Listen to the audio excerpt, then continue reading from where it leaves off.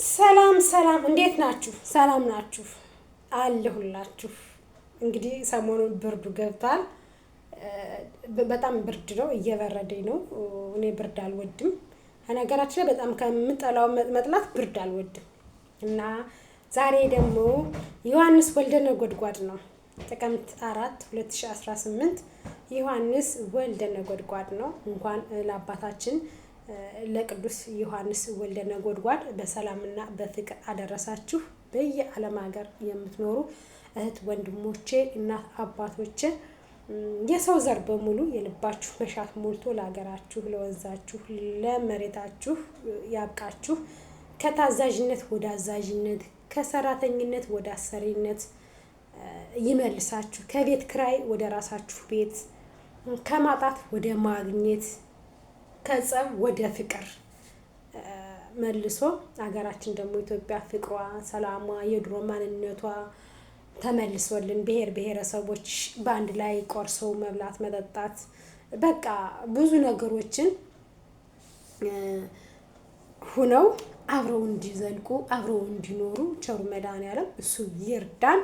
ዛሬ ምን ልላችሁ ነው የመጣሁ መሰላችሁ?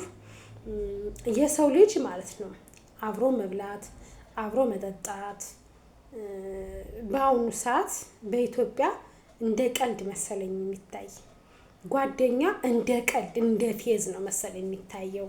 ለምን ይህን አልሽ ብትሉኝ፣ እንግዲህ ያው እናንተ ሁላችሁም ሶሻል ሚዲያ ተከታታይ ናችሁ፣ ሶሻል ሚዲያ ትጠቀማላችሁ፣ ሶሻል ሚዲያ ትከተላላችሁ። ያ ማለት አሁን ወንድማችን ናሆምና ውብዬ ታውቋቸዋላችሁ። ያው ከተጣሉ ቆይተዋል። ግን ደግሞ ሚኪ የሚባል ጓደኛው ማለት ነው፣ ሚኪ የሚባል ጓደኛው ወስዶ ሰው ልኮ የነሱን ትዳር የዛችን የቲጂ የምትባለውን እህት አግቶ ሂጂና ውብዬና ናሆም አካል ያየሽ ያው እህትሽን ይፈታልሻለሁ እንደ ማለት ነው መሰለኝ። እንግዲህ ያነ ሚኪ የሚባለው ለቤታቸው የሚበላ ከቤታቸው የሚጠጣ የጓደኝን ይህን አሁን የሚባል ልጅ እውነት ለመናገር እኔ እንደዚህ ዝም ብዬ ሳየው የአብርሃም በግ ነው፣ የዋህ ነው። መልካምነት በዚህ ልክ ደግሞ ይጎዳል። እኔ መልካምነት እንደሚጎዳ ከኔ ስለደረሰብኝ ለሰው ልጅ መልካምነትን አሁንም ወደኋላ ማለት አልፈልገውም፣ እቀጥልበታለሁ።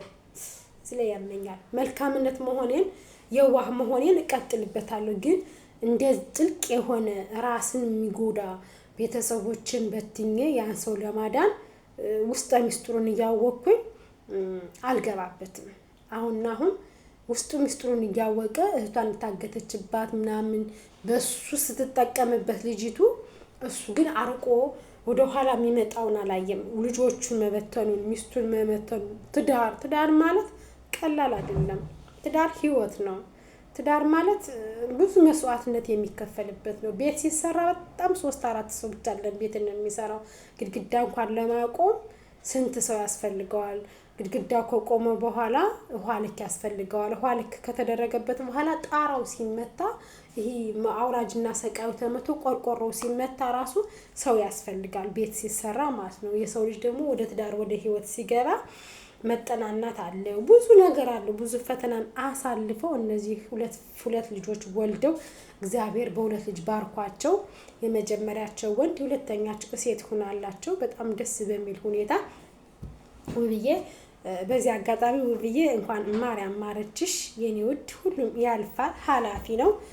የዋህነት በእርግጥ ይጎዳል፣ ግን ደግሞ በእግዚአብሔር ዘንድ የዋህነት ይጠቅማል። በድንግል ማርያም ልጅ ዘንድ የዋህነት ጠቃሚ ነው። ቢጎዳም ግን ደግሞ ጥቅም አለው እና አሁን ወንድሜ በዚህ ልክ የዋህ መሆን፣ በዚህ ልክ ቸር መሆን፣ በዚህ ልክ ደግሞ የራስህን ህይወት አሳልፈህ ለሰው መስጠት ተገቢ ነው ብዬ አላስብም። ምክንያቱም ነገ ከነገ ወዲያ አንተ ራስህን ብለህ የሆነ ነገር ብትሆን ልጆችህ ማን አላቸው? ወደዚህ ምድር አንተ ያመጣሃቸውን እግዚአብሔር ስጦታ የሰጠህን ባደራ መልክ የተቀበልካቸው ልጆችን ከድንግል ማርያም ልጅ የተሰጣሃቸው ልጆችህን ማን አላቸው? ቁመህ ማሰብ ለልጆችህ ማሰብ አለብህ። ቅድሚያ ለራስ ነው፣ ቅድሚያ ለቤተሰብ ነው መሰጠት ያለበት። ወንድሜ የዋህነትህ በዚህ ልክ በጣም ከባድ ነው። ይሄው አንተ ሚኪ የምትባለው ወንድማችን ደግሞ እውነት ለመናገር የጓደኛን ህይወት የጓደኛን ትዳር ለመበጥበጥ ለማፍረስ በዚህ ልክ ቆርጦ መነሳት አግባብ ነው ብዬ አላስብም። እውነት ለመናገር መብርሃን በምታውቀው የጓደኛን ትዳር የጓደኛን ህይወት እኔ አሁን ሶሻል ሚዲያ ከትብለ ስከታተላቸው ማለት ነው ድንግልን በቃ አይደለ የትዳርን ከትዳር ጋር ማፈራረስ ትዳርን ከትዳር ጋር መበታተን የሚያደርጉት ደግሞ ጓደኛ ናቸው። ለምን ይሆናል? መሆን የለበትም። ጓደኛህን እንደራስህ አድርገህ ውደድ ይላል መጽሐፍ ቅዱስና አንተ ሚኪ የምትባል ወንድማችን ከድርጊት ብትቆጠብ ወደ ራስህ ብትመለስ ወንድምህ ነው። አብረህ በልተህ ጠጥተሃል። ቤታቸው አብረህ በልተህ ጠጥተህ ተጫውተሃል። ብዙ ነገሮችን አብረህ አሳልፈሃል ከነሱ ጋር ማለት ነው። በዚህ ልክ ግን በጀርባው ላይ መውጋት አግባብ ነው ብዬ አላስብም። አንቺ ደግሞ ቲጂ የምትባይ ደግሞ ራስ ወዳድ መሆን በዚህ ልክ በጣም አስፈላጊ ነው ብዬ አላስብም። የራስሽን እህት ከመታገተችበት እንድትወጣልሽ እንዳይገሉብሽ የዚች ምስኪን የውብዬን ትዳር ልጆቿስ የእሷ ህይወት አያሳስብሽም? የእሷ ልጆች አያሳስብሽም? ነገ አባት አልባ ማደጋቸው ትንሽ አላሳስብሽም? ራስ ወዳድ መሆን በዚህ ልክ በጣም ከባድ ነው። ጓደኛው እንደሆነ እያወቅሽ ሁሉን ነገር ደብቀሽ እሱን ግን ተጠቃሚ አድርገሽ በዚህ ልክ እኔ እንጃ። የሰው ልጅ ራስ ማአሙል መንፈስ ቅዱስ ማለት ወዴት እየሄድን ነው? እኛ በእምነታችንም አይፈቅደውም። እኛ ማርያምን እኔ በእምነታችን የማይፈቅደውን ሃይማኖታችን የማይፈቅደውን የማንኛውም እምነት የማንኛውም ሃይማኖት በዚህ ልክ ጓደኛህን በጀርባህ ውጋው የሚል ሃይማኖት ያለ አይመስለኝም እውነት ለመናገር ማለት ነው። ሙቤን በመጨረሻ ሰዓት ስላወጣኸው በመጨረሻ ሰዓት ያው ሁሉን ነገር እንትን ስላደረከው ስላወጣኸው እግዚአብሔር ይስጥህ። ትንሽ ብዘገይም ግን ደግሞ በመጨረሻ ሰዓት ነገሮችን ሁሉ አውጥተሃል። ግን ያወጣኸው ደግሞ አንተም እናትህን አውጥተህ ነው መጀመሪያ ማለት ነው። እስከዛሬ ድረስ የቆየህ እናትህን እንዳይገሉብህ። በእርግጥ ልክ ነህ። ከእናት በላይ ምንም የለም። እናት እናት ናት። በእናት ቀልድ የለም። እናት ናት፣ መተኪያ የላትም። ጓደኛ ቤት ጓደኛ ይተካል።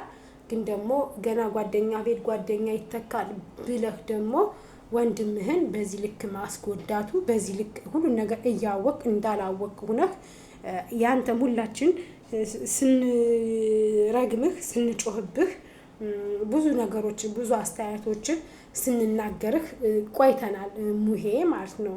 እና ግን አሁን ደግሞ መጨረሻው አምሮ ልጁን አይቷልና አሁን ከልጅ በላይ ምንም ነገር የለም። ልጁን አቅፎ ስሟል። እግዚአብሔር ይመስገን አቅፎ ልጁን ስለሳመ ብቻ እኔ ደስተኛ ነኝ። እና አሁን ደግሞ አስተካክላችሁ ወደ ነበሩበት ወደ ህይወታቸው ወደ ትዳራቸው ልጆቻቸውን በአንድ ላይ እንዲያሳድጉ እውነት ልጅ ከእናትና